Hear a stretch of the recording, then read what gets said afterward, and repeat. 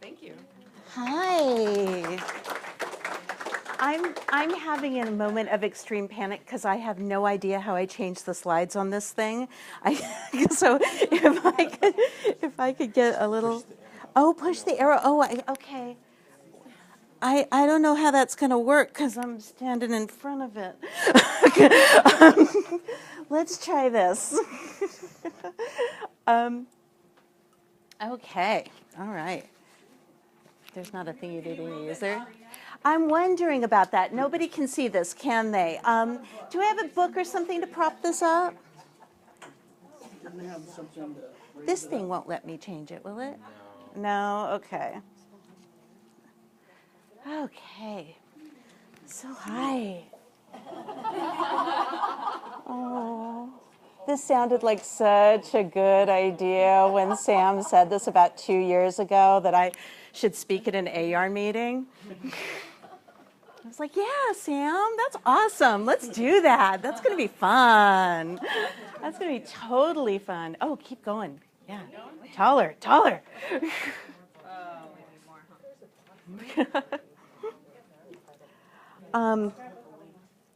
While they're doing that, I just want to tell you a couple of things about Village.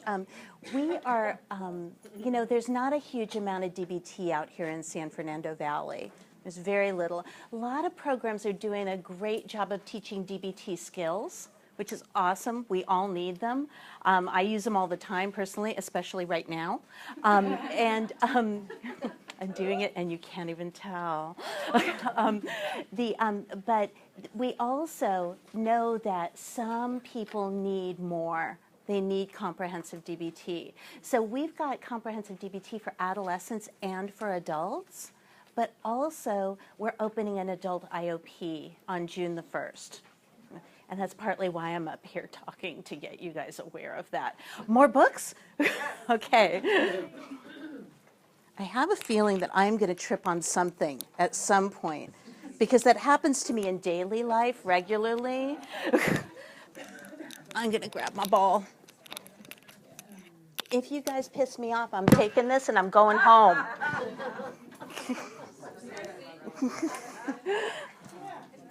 Okay, are we up there yet? All right. Okay. So I think you guys have probably picked up on this. I'm a little nervous right now. Okay.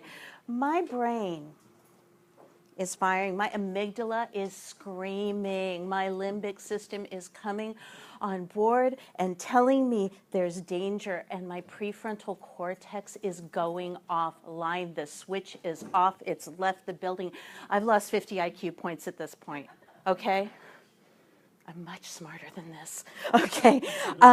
My sympathetic nervous system is going, okay? It is telling me that I'm in danger. It's totally instinctual. Okay? I'm having a lot of physiological symptoms right now. They're all present, yeah? Pretty much. Breathlessness, you can tell, right? Okay. Can't tell about my rapid heartbeat, although it feels inside, boom, boom, boom, boom, boom, boom, boom, boom, right? We've got muscle tension, nausea, butterflies. I promise you I'm not going to puke because I haven't eaten anything yet, okay? So it'll just be dry heaves. That's always pleasant. Feeling cold and clammy. Now I'm in menopause, so I'm always hot. So shaking, yep, happening. Oh, yeah. Okay, perspiring. And my hair is standing on end. That's not quite happening, but it could. Okay, so fight or flight is happening. It's kicking in. Fight, flight, or freeze. My brainstem right now is saying I should probably just play dead, because that's the freeze and fight, flight, or freeze. So I think I'm going to do that right now. I'm going to sidle over here. They set these up specifically for me so I could just hide behind them. It's awesome. Okay. Because damn A-yarn wouldn't get me a base big enough to hide in. These people are not helpful. Okay. So what my brainstem right now, which is fight, flight, or freeze, tell me to hide, tell me to get out of here, right, is not going to be helpful, because I'm not going to be effective in getting my message across if I'm down the hallway cowering, right? So I'm going to try something else. I'm going to try some cognitive restructuring. Okay, we all know that. A lot of us have been CBT trained, right? Okay, what's my unhelpful thought?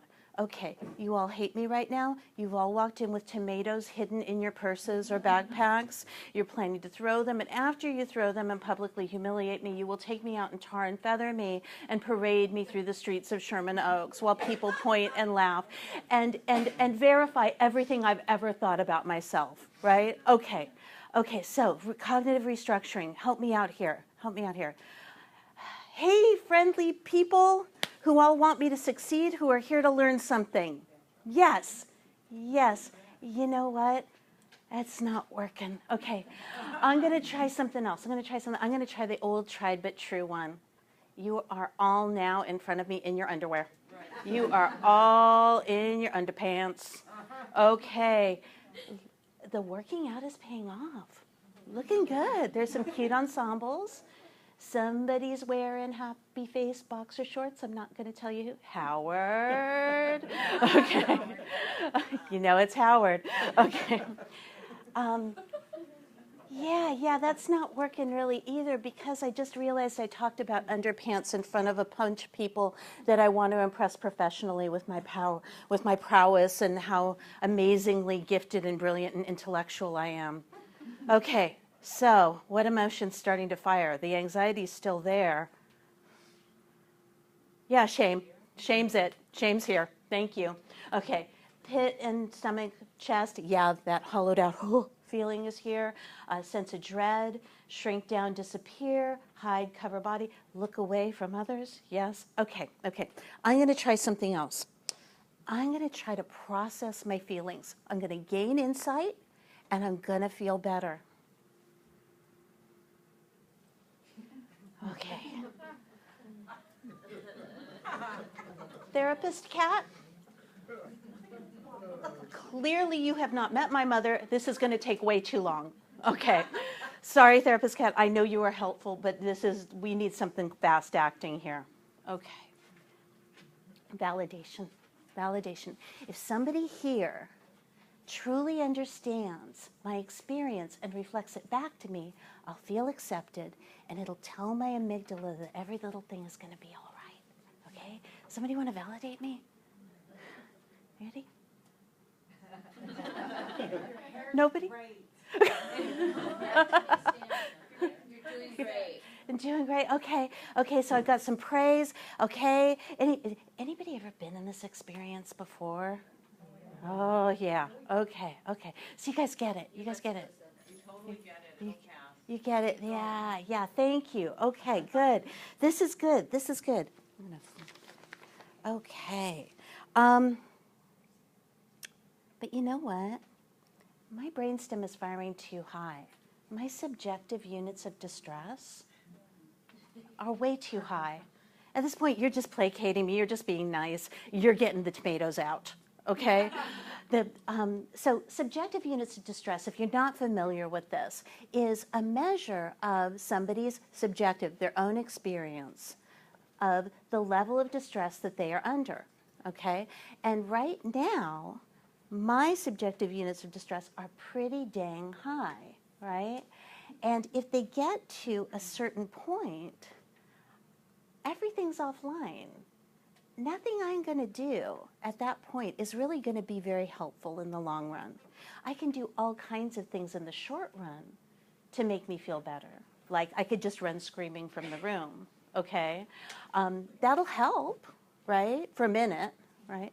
But when our subjective units of distress are really high, a lot of these wonderful, wonderful interventions, like processing feelings, like validation, like cognitive restructuring, they don't really help very much when folks are way too high.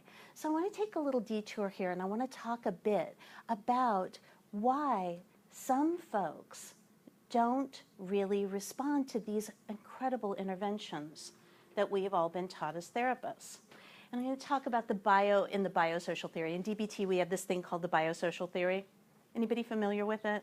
Okay. It's that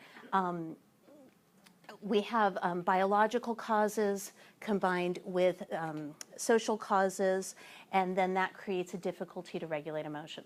I'm going to focus on the bio part right now. And the bio part is that some people, we think about 15% of the population, are born just more sensitive to emotion. They shoot out of the womb with a higher level of sensitivity to emotion. They got big fields, okay? The sunsets are amazingly beautiful, and the depths of despair are deeper and darker than anyone could ever imagine. And this higher level of sensitivity to emotion, guess what? It's connected to compassion and empathy. So most of us in this room have it too, okay? We've got high sensitivity. If you're highly sensitive, if you've got big emotional receptors, what happens? You're going to react more strongly, right? You're going to have a harder time coming down to baseline. And regulating emotion is going to be difficult because your environment is not going to have taught you how to regulate emotion. Does that make sense? Because everybody else is kind of doing it pretty easily, pretty on the fly. But our folks are on fire with emotion. When it comes, it comes. It hits hard, it hits fast, and it sticks around for a long time. It's a tsunami of emotion. It's physically painful, okay? It's walking around naked in a sandpaper world, okay? Just talking, you got to be regulated for that. And lots of things dysregulate folks with a high level, high sensitivity of emotion, okay? So, sorry. Judging myself for not being off book. Okay, so DBT. I'm a DBT therapist. I love DBT. I like that there are skills. There's a setup where I know what to do. There's a set of skills that I can use for almost any situation. I don't have to reinvent the wheel. I don't have to figure things out on the fly, which is super helpful, right? Because my prefrontal cortex goes offline and I can't invent things on the fly. Anybody have clients like this? Okay, where you bring them in and you do your absolute best. You do every intervention that you know how to do. And when they start to talk about something, you're thinking, okay, they're going to process the feeling, and then the emotion's going to go down. But they start talking about something, and the emotion goes up. And then there's more emotion, and then there's more emotion, and then there's more emotion. And you have someone who is sitting there like a quivering lump of jelly who's just distraught. And your heart goes out to them, and at the same time, you feel like the worst therapist in the world, which is kind of a bummer, which is why folks with BPD got that kind of reputation for being difficult clients. A lot of you are a lot younger than me. When I was trained in dialectical, I was trained recently in dialectical behavior, in terms of my life recently, because it's a long life. But when I was in grad school, I was told, don't work with those people. Stay away. Here's ways to recognize them on the phone when they call your office, so they don't even show up in the front door. Okay? And why do you think that is? Because we all felt so darned ineffective with these folks. So let's blame them, right? But now we have groovy evidence-based treatments, not just DBT, but there's other stuff. There's mentalization, there's schema-focused therapy, there's transference-focused therapy. We've got things that work for people that are in significant amounts of pain. So if anything you take away from this talk today, let's stop judging the borderlines, okay? Just because we feel like we can't help them, okay? Anyway, I will now step down off my soapbox. Okay, back. Okay, so in DBT, we've got all these skills, and I kind of broke them down because I think if we're on fire, we got to fight fire with fire. So if the body is super sensitive, if folks are feeling emotions, right? I want to attack it right there. Talking isn't going to get in, right?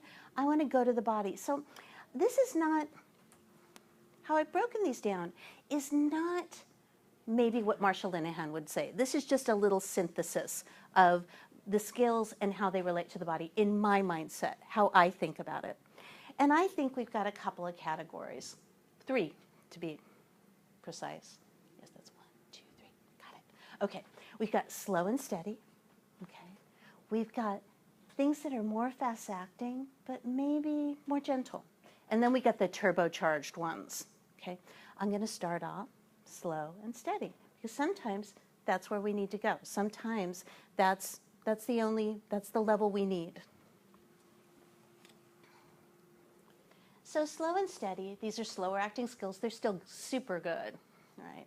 And what we want to do, anybody familiar with the please skills in DBT? Okay. These are what grandma told you to do, okay?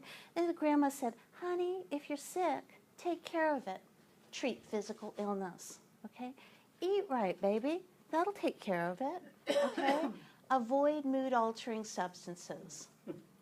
Balance sleep. Get exercise, right?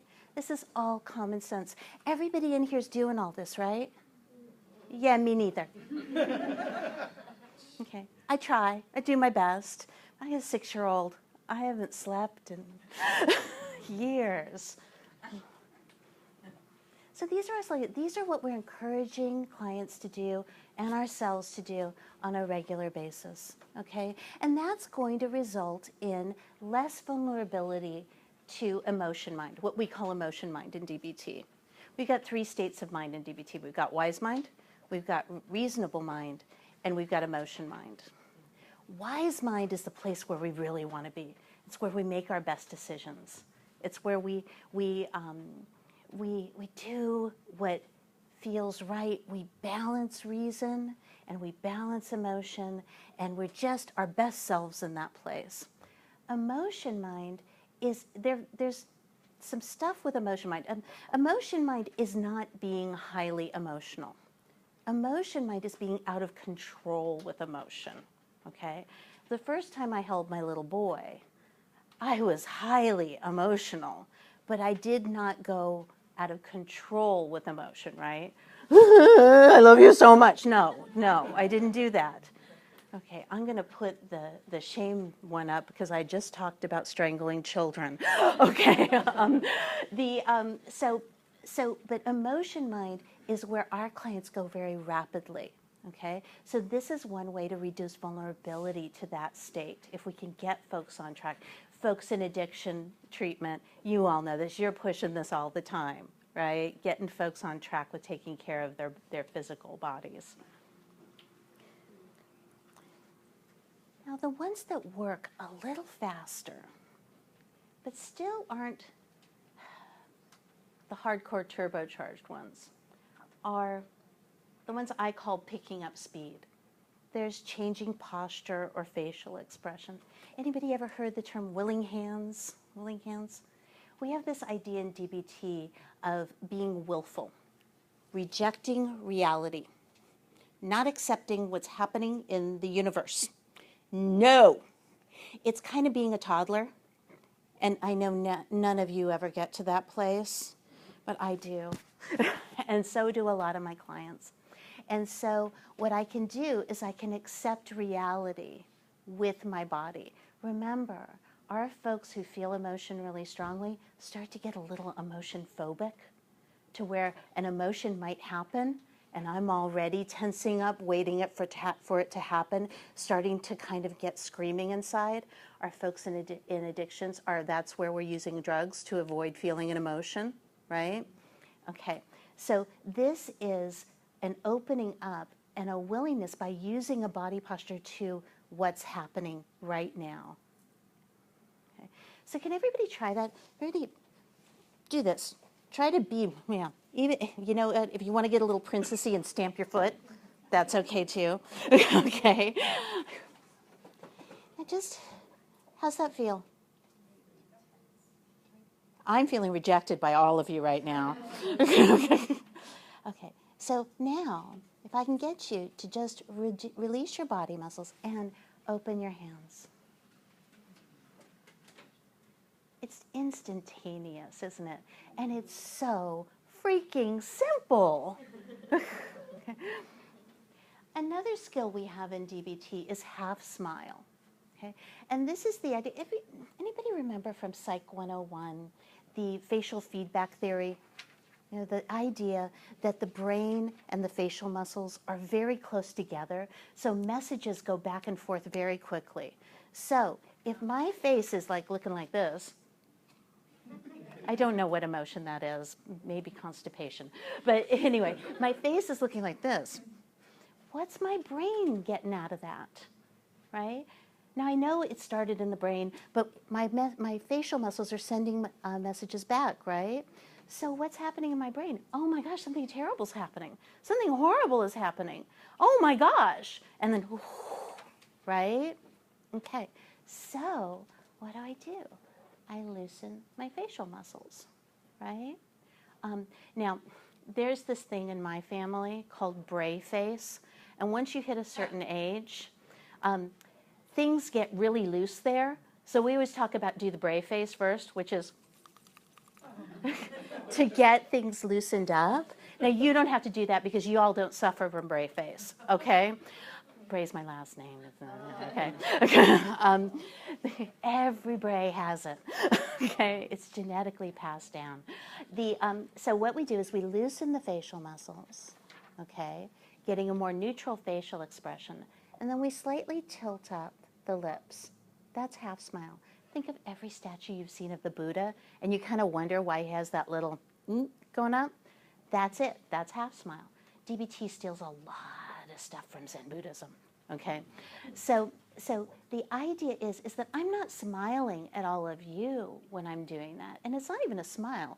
Really, it kind of registers as kind of a neutral expression of benign interest, right? But I'm smiling at my brain.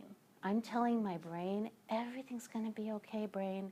We're all right. The sky's not falling, okay? So half smile is super effective. Gets me through a lot of meetings, okay? Now, we can also soothe the body. We can soothe the body with touch. Anybody here just give themselves a little hug sometimes? Or get a hug, okay? That sends oxytocin to the brain, right? Kristin Neff, anybody familiar with Kristin Neff's work? Melissa Johnson came here about 6 months ago and gave a lovely talk on Kristin Neff's work. And Kristin Neff has really been embraced by the DBT community. And she talks a lot about self-compassion. And I'm not going to go off on my riff about self-compassion versus self-esteem. I think she's brilliant. Read her stuff. It's awesome. But she talks about the idea of self-compassionate, soothing touch. So everybody join me for a second. And just put your hand right here.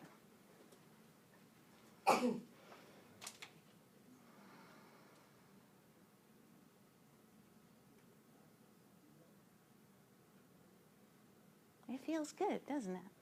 Okay. So I'm soothing my body, okay? Quick, fast way to bring an emotion down, okay?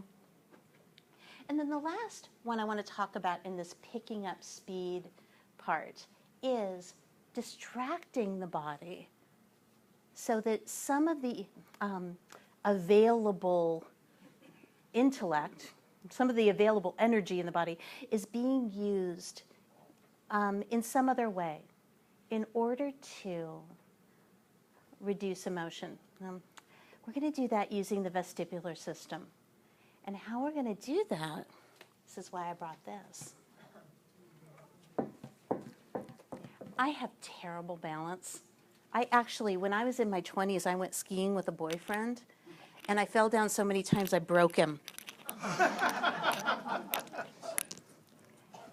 I didn't marry him. He's not my husband, okay? Because he did blame me for breaking him. And if I'm balancing, right, a certain amount of my attention is focused on staying upright. This is a wonderful way to help folks regulate. I have one young woman, she's 13 years old, and she has such a high level of emotional sensitivity and dysregulation that she merely walks into my office and she's already at a subjective units of distress level of about 95. And she actually likes me. It's not me. It's just the idea of therapy, the shame she feels about going to therapy, the the judgments she has about herself, and her intense phobia of emotion, that I'm gonna feel something when I walk through that door, and this is gonna be awful because I'm gonna feel terrible. And so we, session after session after session of just trying to help soothe her, help get her in the room, help her understand the purpose of all of this. And then I brought in the ball. Our last 5 sessions have been remarkably effective. We have now balls everywhere in her life. There's balls at school, there's balls at home, there's balls everywhere. You don't need a ball to do this. I'm trying to figure out how to get up gracefully now. The table right here. Okay. So you don't need a ball for this. Who's a yoga person? Tree pose? Anybody willing to demonstrate?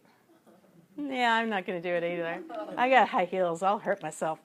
Okay. So, but the idea is anything that causes someone to need to balance a balance board, standing on one foot, anything like that can help somebody regulate their emotion fairly quickly. Okay. Now, remember, I'm not saying don't have people have emotions. Oh my gosh, somebody tears up a little bit, throw the ball at them, right? No, this is for out of control emotions where we're not going to get anything done, and we're going to send somebody out of our office in a state where they are kind of in danger. They could go use a target behavior. DBT target behavior would be something like self-harm, suicide attempt, drug use. Okay, this is where we're taking those out of control emotions where people have their prefrontal cortex offline and helping them regulate enough so that they can actually engage in the process of therapy and engage in the process of life. Okay, the ball or the balance. If you've got somebody and you didn't mean to, but you poked something, and it's 5 minutes till the hour, and you've already gone over. And there's somebody in your waiting room, and you really need to pee too before the next person comes in, and what you're doing is not helping this person regulate enough to be able to get out safely and comfortably, balance. We just go straight to balance, and we can get them out and get them moving on and reminding them to use that. It's not necessarily a sanctioned DBT skill, but it's a DBT secret. We all use it. Okay, so now, how am I doing time-wise, Monica? We've got you. Sorry, I was putting you live on Facebook. I'm live on Facebook. Whee! I exist. Nobody's liking it at all right now. I'm going to spend the rest of the day with. I got how much? You have about 20 minutes. 20 minutes. All right. So I get to go to my favorite set of skills. And these are the turbochargers. These are the ones that are fast acting and effective. And I know that sounds like a drug ad because these are the closest things we've got to drugs in DBT. These are the things that can help bring emotion down fast when people are in danger and we need to help. So these are the tip skills. And their temperature, intensive exercise, paced breathing, paired muscle relaxation. I'm going to go backwards just because I can. I'm going to go to paired muscle relaxation. This one's a little tricky. This takes a lot of practice to be able to do well. I mean, a commitment seriously of trying this 5 to 10 times a day for 5 or 6 weeks before you get really good at it. But the idea is the person starts off by tensing muscle groups, okay? So you breathe in, you tense. You know that kind of tense. Wow, Parkinson's. I don't have Parkinson's. But now, because my anxiety's up, now I'm wondering if I do. Okay, so tense, and then release, going, relax, okay? Tense, relax. The thing is we're going to do it muscle group by muscle group. You all know this is a progressive muscle relaxation, right? We've all been taught this. But the idea is that we're going to practice in muscle groups, and then we're going to do more muscles together until we can tense the entire body all at once. Okay, that's why it takes so long to practice it and get really good at it. And then we're going to release and relax. Okay, so we're just going to go spaghetti. We're going to send that message to the body, everything's okay. So, if you want to get really, really cool, high level, you can do paired muscle relaxation with effective rethinking. So, anticipate the feared event or the event that's going to create anger, despair, shame, whatever, and come up with your effective thought that's going to help you, right? These people aren't going to tar and feather me, so relax, okay? It's a lot of work, but the people that we've been able to get to commit to it and do it find it remarkably effective. Did I tell you everything I wanted to tell about that? Oh yeah, okay. Now our next one is paced breathing. And this is the idea, we all know this one, this is diaphragmatic breathing, but what we're doing is we're breathing in deeply and breathing out. And our out breath is going to be longer than our in breath. Okay? We're going to try to get to 5 to 6 breaths per minute. There's our goal. And there is an app for that. There's dozens of them. Okay? Lots of free cool apps, lots of really groovy apps with bells and whistles and amazing to help you regulate breathing. The one tip I have for you is to let you know and also let your clients know that these are adjustable. So when you turn it on and you're expected to breathe in for 7 seconds and breathe out for 12, and you can't do that, right? You adjust it down.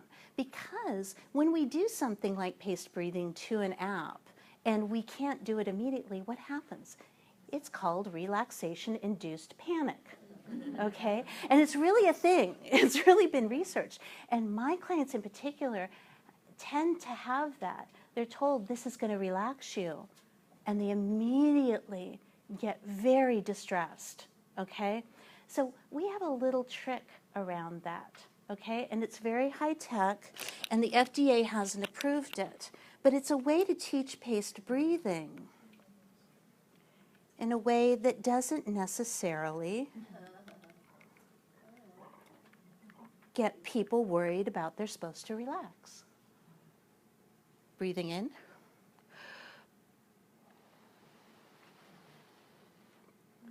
My out breath is longer than my in breath. And I've got things to look at that are really groovy. And I have pleasant associations with bubbles. And I don't know about you guys, but I've never run across anyone with bubble-related trauma. So, it really works. You don't tell people that they're going to do paced breathing. You just say, let's do a mindfulness activity. We're going to blow bubbles. And then you say, So, our next one is intense exercise. Okay. Yes, this is what Grandma said. But has anybody ever been able to forestall a panic attack using intense exercise? If you can get up to 70% of the heart rate recommended for your age, you're panicking, run. When the cool down happens, the panic attack goes away. It's awesome. If you're feeling really angry, you can bring it down in this way. Agitation, it works really well for rumination. Okay? And it increases pleasant mood as well. So it's a great one to use. Sometimes we really will, just say, okay, we're going to go run up and down the stairs for a little while and bring down that level of emotion. It's also good for depression. When you're actually depressed and you start exercising a lot, it stops, but then when you stop exercising, the depression can come back. Yeah. There's definitely a relationship there. Absolutely. Now, so we are down to my favorite DBT skill. Okay. But first, a word from my lawyer. Does every clinician in here carry around a little lawyer on their shoulder that scares the heck out of them and makes them ineffective a lot of the time? I do. Okay. Don't get one. Okay, if you don't have one, don't get one. Okay, but we are going to be doing something that individuals with heart disorders, heart rate below normal baseline due to medications like beta blockers, those kind of things, folks with anorexia, bulimia, or allergy to cold, and that really is a thing. There are people out there who are allergic to being cold. Not just like me, I don't like being cold, but the idea that there's a very painful, intense reaction. Okay, so we want people to seek the permission of their medical providers for this. Okay. So we're gonna do temperature. Okay, do I have anyone who's willing to come up here with me and demonstrate? And here's the deal. You don't want to be wearing makeup, or you want to be wearing hardcore waterproof makeup, okay? You want like the Kim Kardashian bulletproof thing going on, that nothing's going to take that off short of a nuclear bomb, right? Anybody? Anybody? Raoul, do you mind? Paige, will you do it? Cool.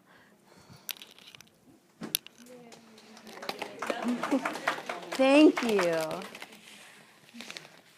I am so excited you're here, by the way. Sorry I was late. So, these groovy things. So what we're going to do is, can you stand here and think of something that really pisses you off?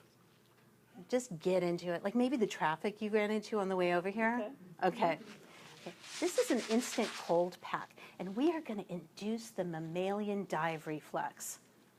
This is awesome. Did you know that if you put a mammal in cold water, that their heart rate will slow down, their breathing will slow down, all bodily functions will slow down? What are the body symptoms associated with high levels of emotion? Racing heart, muscle tension, all of this, right? All of this stuff is going to slow down if we can induce the mammalian dive reflex. So we're not going to push Paige into a pool full of water, okay? It's not possible we don't have it here. Although, Joanne, you might consider getting a pool here. That would be great. We're going to do this in a little bit of a trickier way. Okay, I got to break this thing. These are awesome. They're about $2.50 at CVS, and they go immediately cold. Everybody believe me that they're cold? Yeah. Here, I'm going to throw it to somebody. It's cold.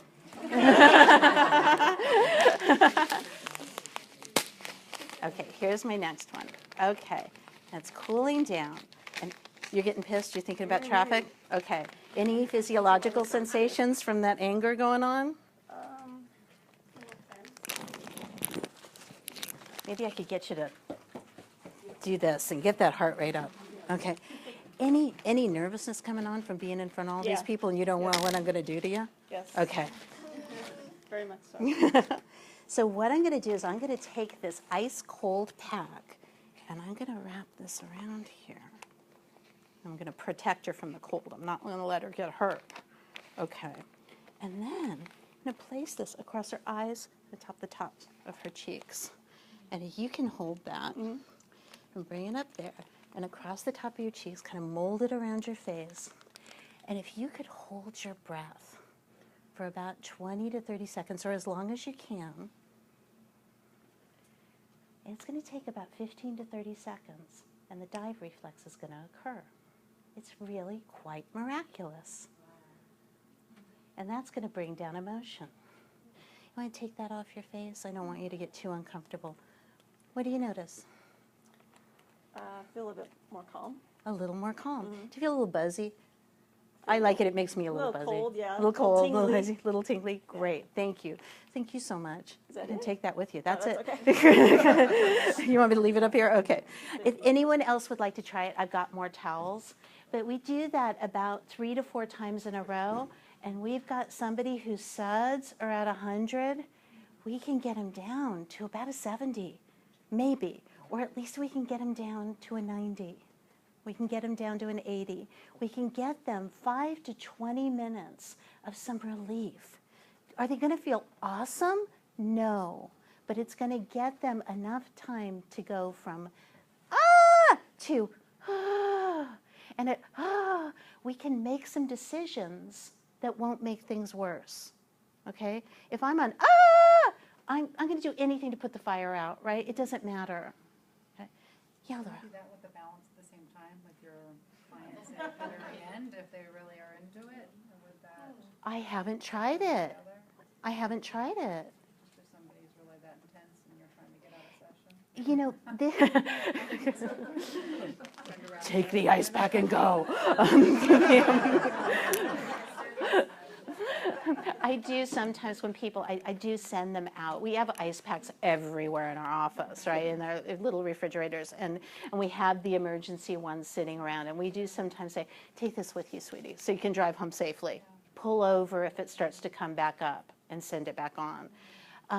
But we can usually, it works. It works. And then what we do is we've got 5 to 20 minutes where we can plug in another skill. Because if you start thinking about the distressing event over again, what's going to happen? Right? So we want to have other stuff in place. This is also really good. So you know, when she held her breath, it told her she was going underwater, right? This is also really good. Anybody have trouble sleeping? I have terrible insomnia. I get a lot done while I have terrible insomnia, which is the upside. But just, if you have insomnia and you tend to get in that mindset at 2 in the morning, where everything bad that has ever happened or could happen gets on this continuous loop in your head. No, I know none of you do that, just me.